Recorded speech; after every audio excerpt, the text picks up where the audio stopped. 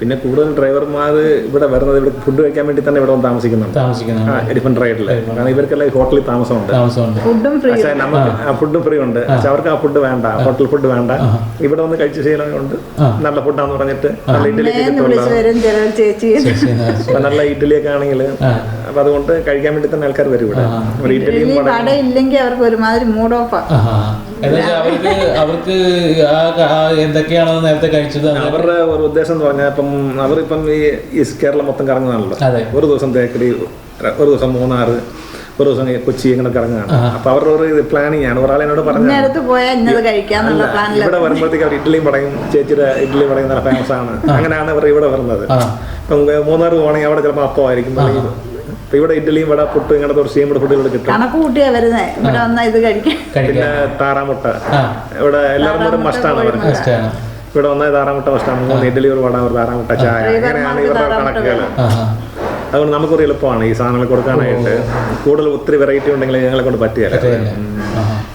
അതാണ് ഇത് റൺ ചെയ്ത് മുന്നോട്ട് കൊണ്ടുപോകുന്നത്. പിന്നെ തുടക്കത്തിൽ ഡ്രൈവർമാരാന്ന് പറഞ്ഞ് ശകലം പേടി അങ്ങനെ ഉണ്ടായിരുന്നു. ഇപ്പൊ അങ്ങനെയില്ല, അവര് നല്ല ഇടപെടലൊക്കെ കുഴപ്പമില്ല നമ്മളോട്, അവരുടെ വീട്ടിലെ ആൾക്കാരോട് പോലെ.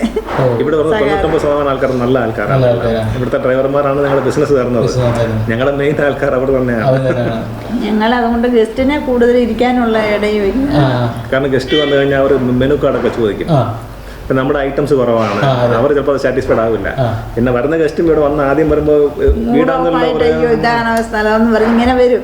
വന്നു കഴിഞ്ഞ് നമ്മൾ ഇടപെട്ട് ഫുഡ് കൊടുത്തു കഴിയുമ്പോൾ മനസ്സില്ല. നമ്മളിപ്പോ ഈ വാഷ് ബേസ് എന്ന് പറഞ്ഞാൽ റോഡ് സൈഡിൽ അവിടെ അല്ല വെച്ചിരിക്കുന്നത്. ഒരു ഹോട്ടലിന്റെ ഒരു സെറ്റപ്പ് ഒന്നും ഇല്ല. ഇപ്പൊ ഇവിടെ വരുമ്പോൾ അവർ ഭയങ്കര മൂടോട്ടാ. ഇവിടെ വന്ന് ഇവിടെ കഴിച്ചു തുടങ്ങിയാൽ തിരിച്ചു പോകാൻ പിന്നെ ഉള്ള ഫുഡ് മതി. ഇറ്റാലിയൻ ദോശക്കാണെങ്കിൽ അത് ഭയങ്കര ഹാപ്പി ആയിട്ടാണ് പോകുന്നത്. അതെല്ലാം ചോദിച്ച് വർത്താനമൊക്കെ പറഞ്ഞ് ഫോറിനേഴ്സ് ആണെങ്കിലും പിന്നെ ഞങ്ങളോട് ഫോട്ടോ ഒക്കെ എടുത്തിട്ടാണ് പോകുന്നത്. ഫോട്ടോയിൽ നമ്പറൊക്കെ കൊടുത്തിട്ടാണ് പോകുന്നത്. അവർ തന്നെ റിപ്പീറ്റ് ആയിട്ട് പറയാറുണ്ട്. ഒരു വർഷം കഴിഞ്ഞിട്ട് തിരിച്ച് അവർ വിളിച്ച് വരുന്നതും ചെയ്യുന്നുണ്ട്. എല്ലാ സീസണിലും വരുന്നവരും ഉണ്ട് തമിഴ്നാട്ടിൽ നിന്നൊക്കെ. ഇപ്പോൾ നമ്മൾ ഇത് സ്റ്റാർട്ട് ചെയ്ത് ഇപ്പം ഇന്ന് തിരിഞ്ഞു നോക്കുമ്പോൾ എന്താണ് നമ്മുടെ ആ ഒരു ഗ്രോത്ത്, വളർച്ച? നമ്മുടെ തീർച്ചയായിട്ടും നല്ല വളർച്ചയുണ്ട്. കാരണം ഞാൻ ഹോട്ടലിൽ വർക്ക് ചെയ്തിട്ട് ജോലി തന്നെ ഞങ്ങൾ റിസൈൻ ചെയ്തിട്ട് വന്നിരിക്കുകയാണ് ഇപ്പം. അപ്പം അതിൻ്റെ അത്രയും ഒരു ബെനിഫിറ്റ് ഉണ്ട് നമുക്ക്. ബെനിഫിറ്റ് എന്നാൽ ഞങ്ങൾക്ക് കിട്ടുന്ന 2 പേരുടെ സാലറി അത് കിട്ടുന്നുണ്ട് സീസൺ ആകുമ്പോൾ. ഇപ്പോൾ ഓഫ് സീസൺ ആണ്. പിന്നെ ആദ്യം സപ്പോർട്ട് ഇല്ലാതെ ഞങ്ങൾ രണ്ടുപേരും ഇങ്ങനത്തെ ചെറിയ ചെറിയ ജോലിക്ക് പൊക്കോണ്ടാണ് ഞങ്ങൾ ഈ മാവിൻ്റെ പരിപാടി, പപ്പടം, അച്ചാറിൻ്റെ പരിപാടി എല്ലാം ചെയ്തുകൊണ്ടിരുന്നത്. 2 പേരും ജോലിക്ക് പോകും. പിള്ളേർ സ്കൂളിൽ പോകുമ്പോൾ അവർ തന്നെ ചോറോ എന്തെങ്കിലും ഒന്ന് വെച്ച് പോകുന്നവർ. പിള്ളേർ മാവ് സപ്ലൈ ചെയ്യും, പിള്ളേർ വീട്ടിൽ വരുന്നവർക്ക്.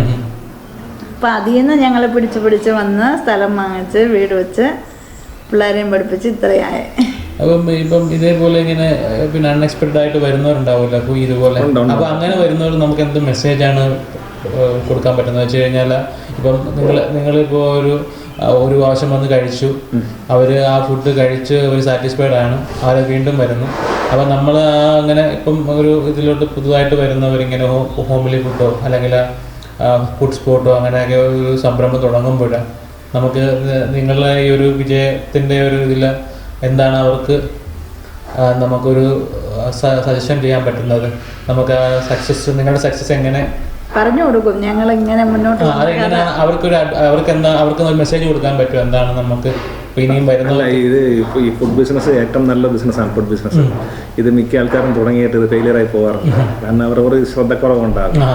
ഇപ്പം നല്ല ക്വാളിറ്റി ഫുഡ്, ടേസ്റ്റുള്ള ഫുഡ് കൊടുക്കുവാണെങ്കിൽ ഇപ്പം നമ്മുടെ ഈ കൊടുക്കുന്ന റേറ്റും കുറവാണ്, അവർക്ക് സാറ്റിസ്ഫൈഡ് ആണ്. അവർ 3 ഇഡ്ഡലി കഴിക്കുവാണെങ്കിൽ നല്ലൊരു അത്യാവശ്യം ക്വാണ്ടിറ്റി ഉണ്ട്, സംഭവം റേറ്റും കുറവാണ്, അവർക്ക് വയറപ്പില്ലാവും. ഇപ്പം നമ്മൾ ഈ റെസ്റ്റോറൻറ്റിൽ പോവുകയാണെങ്കിൽ റേറ്റും കൂടുതലാണ്, അവരത്ര സാറ്റിസ്ഫൈഡും അല്ലാതെ. ഇതൊരു ഹോംലി ഫീലും കിട്ടും. ഇത് അപ്പോൾ ഇതുപോലത്തെ എല്ലാവരും തുടങ്ങുവാണെങ്കിൽ നല്ലപോലെ വിജയിക്കും. പറഞ്ഞാൽ ഇത് മെയിൻറ്റെയിൻ ചെയ്ത് കൊണ്ടുപോകണമെങ്കിൽ ഇപ്പോൾ ആൾ കൂടുതൽ വന്നു എന്ന് പറഞ്ഞിട്ട് അത് ക്വാളിറ്റി മോശമാക്കിയ ആള് കുറയില്ലേ? ഞങ്ങളതല്ല, എത്ര വർഷമായാലും അത് തന്നെ. ഞങ്ങൾ എന്താ വെച്ചാൽ നമ്മൾ ഈ ഹോട്ടലിൽ വർക്ക് ചെയ്യുന്നതുകൊണ്ട് ആ ഒരു എക്സ്പീരിയൻസ് കൂടെ ഇതിൻ്റെ അകത്തുണ്ട്. ഇവിടെ ഒരു സ്റ്റാൻഡേർഡ് റെസിപ്പി മെയിൻറ്റെയിൻ ചെയ്യുന്നുണ്ട്. ഇപ്പം നമ്മൾ ഒരു സാമ്പാർ വെക്കുവാണെങ്കിൽ അതിൻ്റെ ഒരു കിലോ പരിപ്പിന് എത്ര നമ്മൾ സാധനം ചേർക്കണം എന്നുള്ള ഒരു സ്റ്റാൻഡേർഡ് റെസിപ്പിയുണ്ട്. അതുപോലെ ഹോട്ടലിലുള്ള എക്സ്പീരിയൻസ് കൊണ്ടാണ് നമ്മുടെ ഇത് മെയിൻറ്റെയിൻ ചെയ്യാൻ പറ്റും, ആ ടേസ്റ്റ് തന്നെ. പിന്നെ വാങ്ങിച്ചോണ്ട് പോകുന്നു എൻ്റെ അടുത്ത് സാമ്പാർ പൊടി, ഈ ചമ്മന്തിപ്പൊടിയൊക്കെ ഡ്രൈവർമാരും ബാങ്കും ഗസ്റ്റ് ഗുജറാത്തികൾ അങ്ങനെ വരുമ്പം അവർ സാമ്പാർ പൗഡറൊക്കെ